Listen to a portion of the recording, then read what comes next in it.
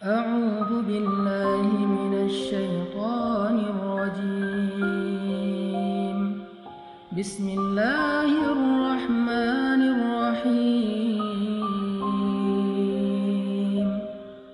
والضحى والليل إذا سجى ما ودعك ربك وما قلى وللآخرة خير لك من الأولى ولسوف يعطيك ربك فترضى ألم يجدك يتيما فآوى ووجدك ضالا فهدى ووجدك عائلا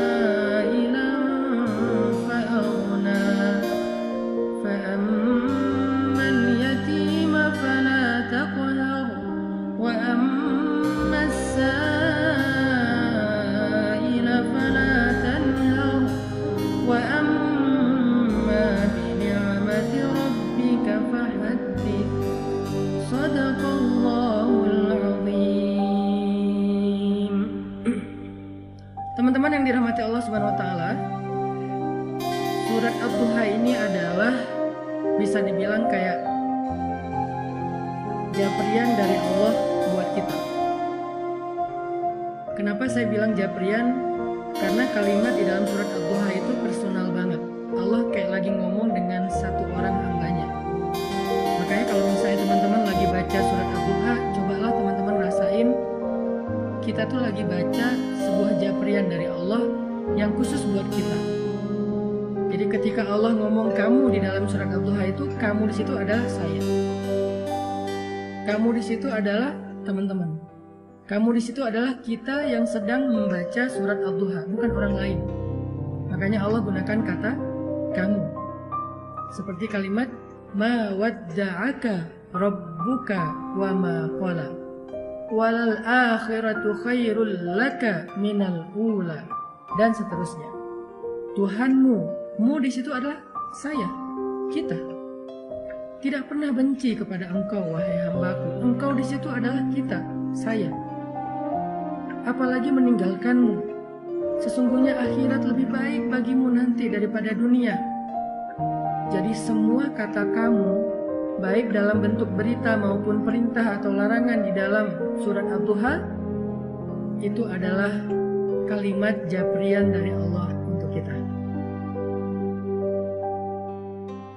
Sehingga ketika kita membaca surat Ad-Duha di malam hari, saat tahajud, apalagi ketika lagi sholat, maka coba teman-teman hayati, coba teman-teman rasakan kalau Allah lagi ngomong berdua dengan teman-teman. Itu rahasia dari tadabbur surat Al-Duha. Coba rasakan Allah tuh lagi ngomong berdua dengan teman-teman. Allah tuh lagi japri khusus ke nomor teleponnya teman-teman. Allah tuh lagi pengen menghibur teman-teman yang sedang sedih. Allah tuh lagi pengen menghibur kita yang sedang galau. Allah tuh lagi pengen menghibur kita yang sedang terluka. Allah tuh pengen menghibur kita yang sedang lemah dan merasa gak berdaya. Coba rasakan betapa indahnya kita dihibur oleh Allah. Kita dihibur oleh zat pemilik langit dan bumi.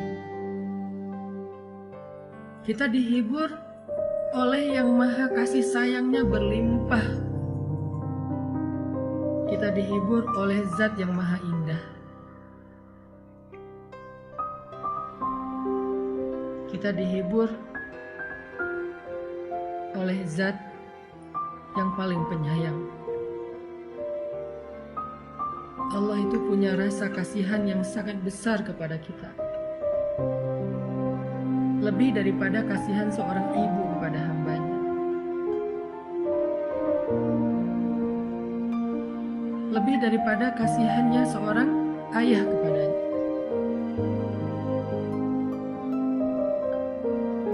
lebih daripada kasihannya seorang suami kepada istri,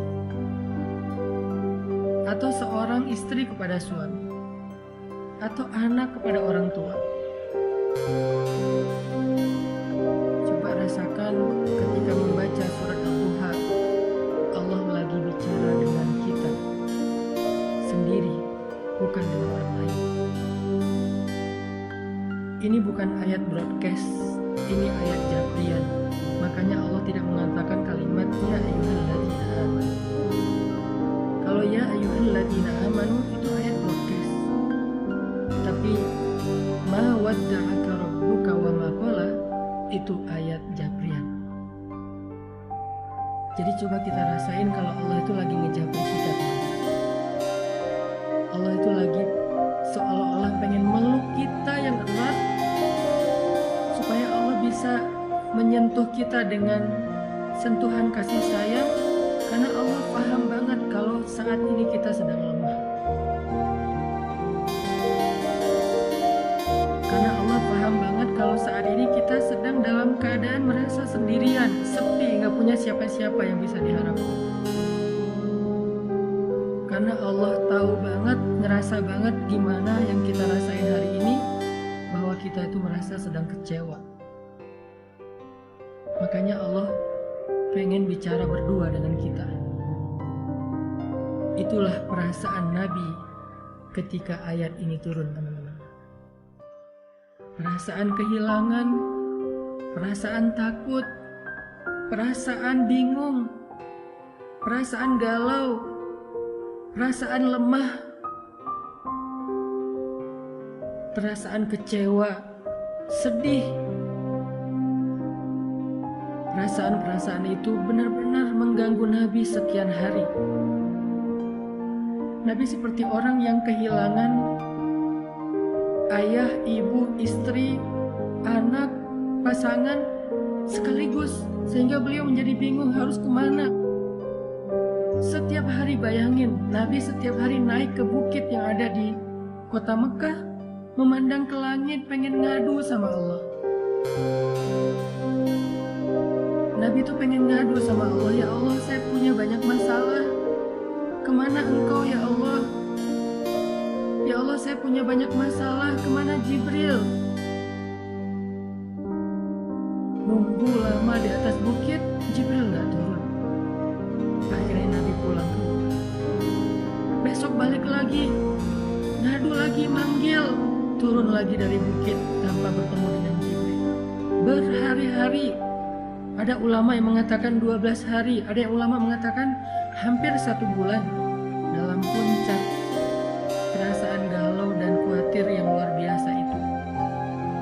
Tiba-tiba Allah Subhanahu wa Ta'ala menurunkan surat Ad-Duha. Allah utus Jibril. Allah katakan melalui malaikat Jibril, 1 kalimat, 1 jabrian, 1 ayat, 1 surat khusus buat Nabi.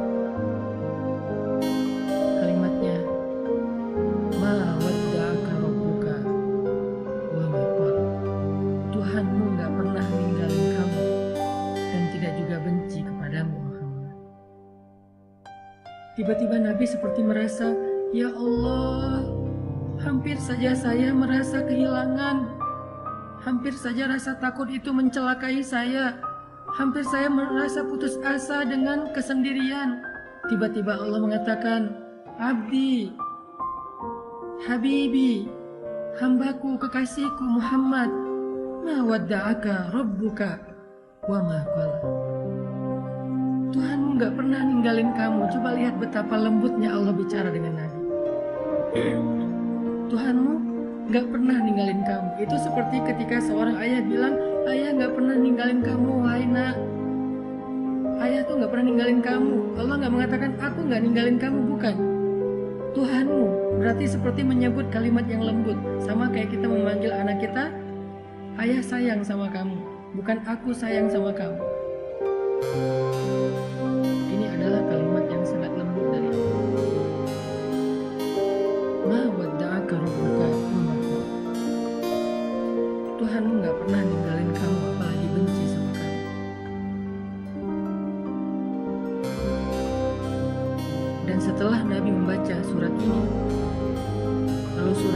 ditulis oleh para sahabat di dalam mushaf, maka sejak saat itu surat ini menjadi surat pribadi dari Allah kepada semua hamba yang pernah merasakan apa yang dirasakan Nabi. Kehilangan, ketakutan, kebingungan, hilang arah, sedih, kecewa.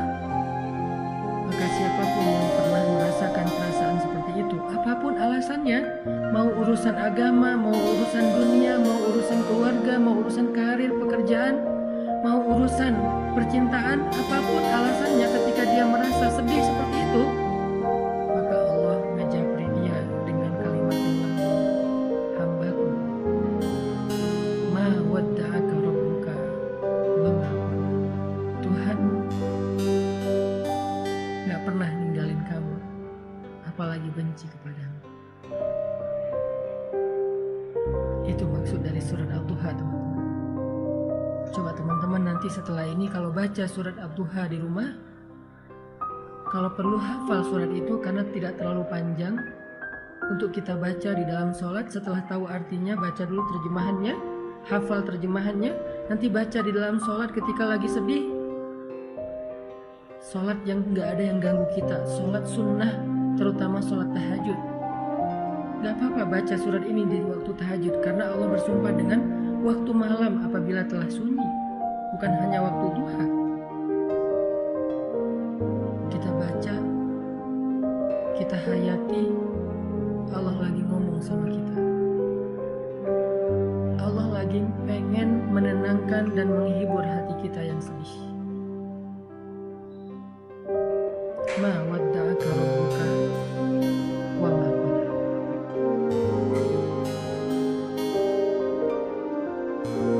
Kemudian Allah katakan juga, walal akhiratu khairul laka minal ula.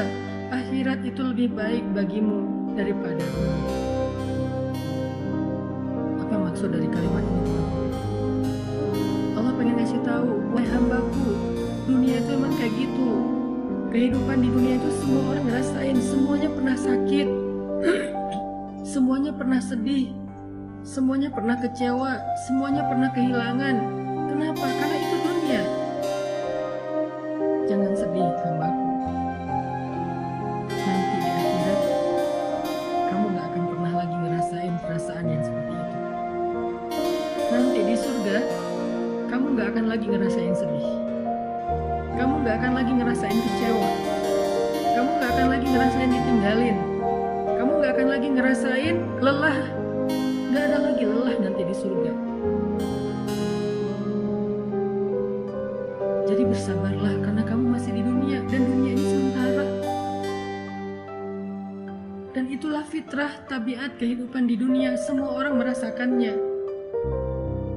Tapi nanti jika kamu bersabar, jika kamu istiqomah beramal solih, maka nanti di akhirat kamu akan tersenyum. Fatardo, kamu akan puas. Kamu akan bersenang, bersuka cita.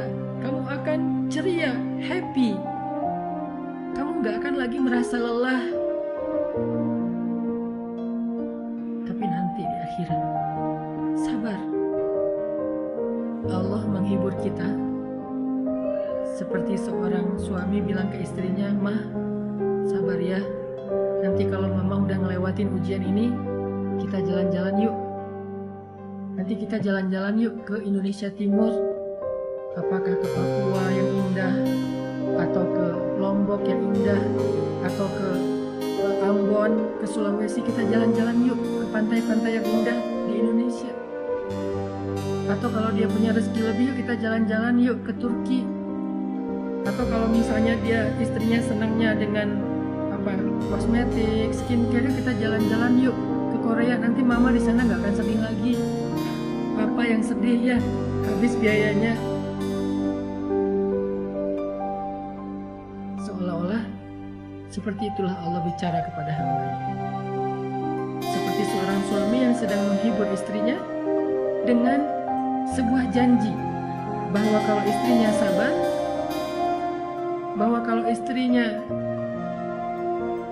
tabah, nanti akan diajak jalan-jalan, nanti akan diajak bersenang-senang. sebagai hadiah dari suami kepada istri. Atau seperti seorang ayah kepada anaknya. Ketika anaknya lagi ujian, lagi capek belajar sampai malam, kemudian mendapatkan hasil yang hari pertama ujian itu mungkin dia ngerasa kayak berat banget, banyak pertanyaan yang susah dijawab, banyak soal yang dia nggak bisa ngasih jawaban. Ayahnya menghibur, ibunya menghibur, nak, sabar ya, belajar terus ya, yang semangat ya. Nanti kalau udah beres ujian, kita jalan-jalan. Kamu mau ke permainan mana? Kamu mau jalan kemana? Nanti ayah akan siapin semuanya. Pokoknya kamu nggak akan kecewa. Pokoknya kamu akan suka. Pokoknya kamu akan bahagia. Kamu akan happy, akan seru-seruan. Kita camping bareng, kita apa dan segala macam. Allah lagi menghibur kita dengan kalimat walal akhiratu khairul laka minal ula. Hambaku, dunia emang kayak gini, sabar ya. Nanti di akhirat kamu akan puas. Kamu gak akan ngerasain lagi yang kayak gini-gini nih. Kamu gak akan ngerasain lagi yang namanya kecewa, sedih, kehilangan, lelah. Gak ada. Sehingga ketika kita membaca kalimat walal akhiratu khairul laka minal ula, cobalah membacanya seolah-olah Allah lagi berbisik di telinga kita, kasih tahu surga itu indah. Surga itu memuaskan. Surga itu apa aja ada. Nanti di sana kamu gak akan sedih lagi. Nanti di sana kamu gak akan lelah lagi. Semuanya dilayani. Kamu hanya bilang apa, mau apa. Ya Allah, saya mau makan ini. Seketika itu juga Allah akan berikan kepada kita dengan pelayan-pelayan yang sangat banyak. Rasakan seolah-olah Allah lagi berbisik di telinga kita bahwa kalau kita bisa melalui ujian ini dengan sabar, dengan istiqomah, nanti Allah akan ngajak kita jalan-jalan di surga. Dan coba dengarkan itu dengan hati. Karena hanya hati yang mendengarkan dengan iman, dengan yakin, akan terhibur dengan kalimat akhirat lebih baik daripada dunia dan engkau akan ridho.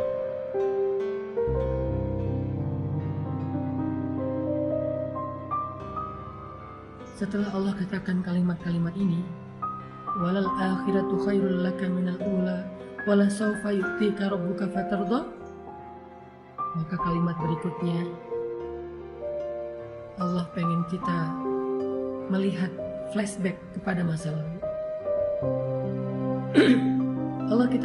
Allah pengen kita merenungkan masa lalu kita. Siapa yang selama ini membantu kita? Siapa yang selama ini menolong kita ketika kita punya masalah? Siapa yang menghidupkan kita, menciptakan kita, memelihara kita, memberi kita rezeki selama ini? Bukankah Dia Allah yang ngasih kita kehidupan? Bukankah Dia Allah yang ngasih kita keluarga?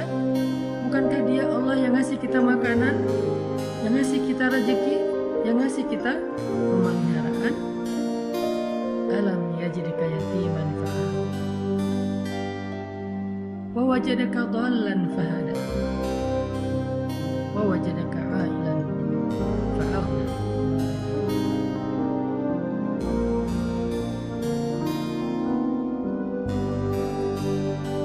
Dia yang selama ini memberikan kepada kita banyak kebaikan. Saat kita sendiri, Dia memberi kita keluarga. Saat kita dalam keadaan bingung, Dia memberi kita ide, gagasan, petunjuk, ilmu. Saat kita dalam keadaan lapar, tidak punya pakaian dan tempat tinggal, Dia beri kita kecukupan selama ini. Dan itu menjadi bukti bahwa Dia nggak pernah ninggalin kita, apalagi benci sama kita. Seolah-olah seorang kekasih mengatakan kepada pasangannya, "Kenapa engkau ragu dengan cintaku? Bukankah selama ini aku setia? Bukankah selama ini aku selalu mencukupkan kebutuhanmu? Aku berkorban untuk kamu. Kenapa kamu masih ragu? Aku sayang sama kamu." Seolah-olah Allah ngomong gitu sama kita. Seolah-olah Allah dengan kata-kata alam yajidka yatiman fa'awa wa wajadaka dhallan fahada wa wajadaka a'ilan fa'aghna. Allah tuh pengen ngomong, aku tuh sayang sama kamu, aku tuh cinta sama kamu. Kamu gak ngelihat buktinya selama ini siapa yang bantu kamu, siapa yang ngasih kamu nikmat, yang memelihara kamu, yang memperhatikan kamu, yang nolongin kamu, yang kasihan sama kamu. Kenapa kamu masih ragu? Aku sayang sama kamu, kata Allah.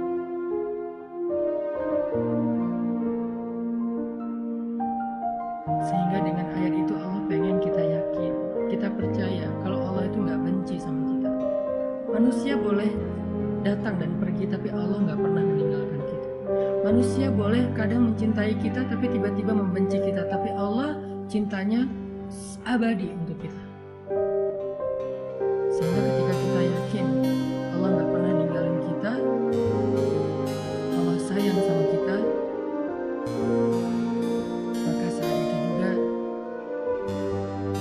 hati kita akan terobati. Saat itu juga sempitnya dada kita akan terasa. Dan terakhir, paragraf terakhir di surat itu Allah katakan,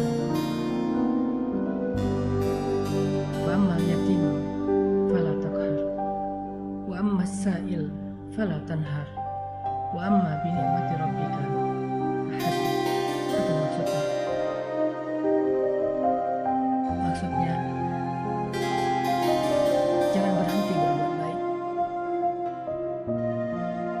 Jangan berhenti untuk menjadi orang yang bermanfaat. Kalau kamu kecewa karena berbuat baik, ada Allah, teruslah berbuat baik. Kalau kamu merasa lelah untuk berbuat baik, ada Allah, teruslah berbuat baik.